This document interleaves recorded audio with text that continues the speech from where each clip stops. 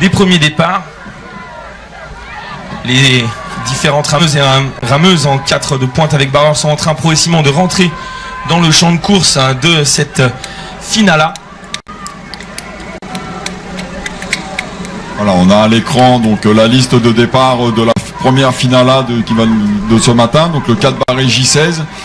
Donc pas de grosse surprise par rapport au championnat de zone, si ce n'est la très belle performance du club de Romans, puisque qu'on retrouve à la ligne de 1 qui avait fait 6e du championnat de zone. Donc c'est vraiment la grosse surprise de ces demi-finales de les retrouver en finale. Donc un gros travail sur ce mois qui a séparé les championnats de zone.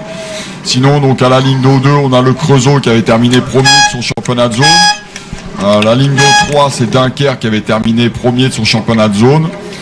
Qui avait réalisé un temps extrêmement resserré avec la 3e demi-finale de Romans justement qui avait créé la surprise avec Gravelines, et ça vient de partir à l'instant, messieurs. Et pardonnez donc dans cette finale du 4 barré femmes 16 ans, un départ efficace pour l'ensemble de ces embarcations. Avec un gros départ pour l'instant, semble-t-il, un couloir 4. Ouais, Nancy Gravelines qui se tire la bourre dès le départ. Il faudra quand même surveiller avec beaucoup d'attention la progression de l'Orléans Olivet au couloir 6. C'est-à-dire à gauche de votre écran. Ouais, bon départ également de Creusot, la ligne de 2 qui je pense se pointe un petit peu en tête avec Nancy. Oui, Dunkerque qui semble avoir pris un départ un tout petit peu plus soft, accompagné également par un autre bateau du Nord, c'est-à-dire Gravelines, Palette Blanche, Croix de Saint-André Bleu, qui essaie de tenir le rythme du bateau pour l'instant, un leader des 2 leaders, Nancy, et surtout en haut de votre écran, le Creusot qui a tenté le tout pour le tout dans ce départ. Alors, on l'a dit avec les conditions, Jean-Pierre en a parlé, donc facile dans le vent pour, parce que les courses vont aller beaucoup plus vite au niveau des chronos. Et avec pour l'instant 2 bateaux qui sont portés clairement au commandement. Il s'agit du Creusot, palette bleue et rouge, et les Nancéennes rouge et blanche, alors que vous voyez les couloirs 3 et 4, les 2 bateaux du Nord, Dunkerque et Gravelines, les voisins qui sont en train de vouloir recoller progressivement, et il semblerait que ce soit Nancy maintenant qui essaie de faire l'effort pour prendre définitivement le commandement. Nous sommes dans le premier tiers de course. Ouais, bah, le gros bateau pour l'instant il se trouve du côté de Nancy au couloir numéro 4. Il faudra quand même surveiller parce que Nancy est bien accompagné dans ses efforts au couloir 5 avec l'Union sportive de Gravelines d'une part, et puis sur l'autre bordé par Dunkerque. Alors effectivement ils vont la souligner, il faut pas laisser partir, il faut pas laisser trop de chance, sinon c'est quasiment impossible sur 1500 mètres, faut le rappeler. Et avec un bateau maintenant qui a pris du champ, c'est Nancy, quasiment 3/4 de longueur d'avance sur le retour justement. En effet, pour Gravelines qui est en train de recoller déjà sur Dunkerque, et Dunkerque qui a fait l'effort maintenant, qui s'est porté à hauteur du Creusot. Alors, on assiste à un remake du championnat de zone nord-est, puisque les 3 premières protagonistes, c'est Nancy, Dunkerque, Gravelines, et le Creusot toujours dans la course à la ligne d'O2 qui cherche à rester accroché à Dunkerque. Mais Dunkerque là qui vient de porter son accélération pour chercher à déposer, en tout cas à grignoter le bateau creusotin, et on voit les Gravelinoises là au centre de l'écran qui restent au contact de Dunkerque, mais Dunkerque semble vouloir partir. 3 et 4, on est normalement sur les couloirs leaders, et Gravelines tente le tout pour rester au contact. Le Creusot qui n'est toujours pas débordé. Les Creusotines qui s'étaient effectivement imposées lors des championnats de zone à Mâcon, et en général leur truc c'est le dernier 500. À partir du 400 mètres, on met en route et on revient. On va voir si ça va être le cas ce matin. Ça me paraît difficile parce qu'on a un bateau très très solide là du côté de Nancy.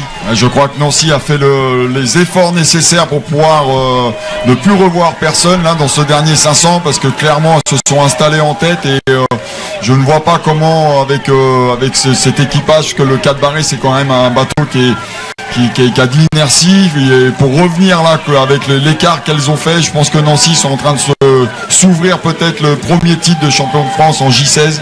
Voilà, vous venez de voir passer la marque de 500, c'est-à-dire les 500 derniers mètres, le dernier tiers de course, avec une longueur complète d'avance pour les sociétaires du sport nautique de Nancy. Ensuite, on va rechercher couloir 5, la pointe avant de Gravelines, et ensuite, vous voyez l'écart qui se creuse avec le Creusot maintenant qui marque le pas. Le remake en effet des zones nord-est, du nord-est, les 3 bateaux du nord-est peut-être sur le podium.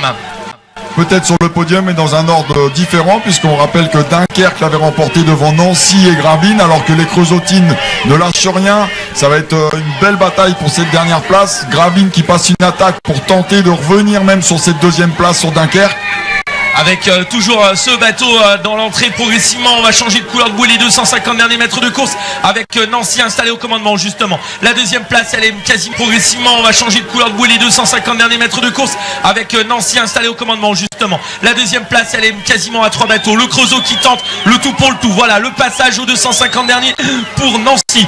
On va retrouver ensuite Dunkerque qui a une demi-longueur, 3/4 de longueur d'avance sur le Creusot. Est-ce que Gravelines va être en capacité de tenir la route face au bateau du Creusot? Le Creusot qui, comme vous l'a dit Jean-Pierre, essaie de déborder jusqu'au bout. Mais pour l'instant, c'est bien Nancy en tête. Deuxième position pour Dunkerque. Nancy aura course gagnée quasiment depuis le début. Elles ont assommé cette première finale du 4 barré femmes 16 ans. Et il va falloir chercher le duel Gravelines, le Creusot pour la 3e place. Ça revient sur ce bateau de Nancy, peut-être un peu tardivement. Les Nancéennes avaient juste une longueur d'avance pointe à barre. Et on revient sur le bateau. La médaille d'argent, la médaille de bronze, elle va coûter très très cher. Oui, accélération aussi bien de Gravelines que du Creusot. Pour un petit embardé à Nancy, pour peut-être remettre du suspense là, Nancy qui fragilise son embarcation. Énorme retour de Dunkerque. Dunkerque qui fait l'effort sur la fin. Dunkerque en photo. 3e place pour Gravelines, c'est sûr. 4e, le Creusot. La 5e place va revenir du côté d'Orléans-Olivet. Et la 6e sera pour Romans. Mais quelle sensation sur la fin. Il y a incertitude pour le titre de champion de France. On pensait Nancy à l'abri d'un retour, mais une petite faute technique là dans les 100 derniers mètres peut peut-être coûter ce premier titre de champion de France. Ce qui est sûr, c'est que c'est le podium 100% n'en reste. Ça, c'est une certitude. Un rebondissement jusqu'au dernier coup de pelle. Oui, parce que effectivement, que ce soit chez les J16 ou au-dessus, la catégorie d'âge, la moindre faute technique, surtout si près de la ligne d'arrivée, elle se paye cash. C'est tout de suite la place qui est perdue. Ouais, on est donc dans le même ordre que le championnat de zone nord-est, avec un écart de 3 dixièmes entre Dunkerque et Nancy.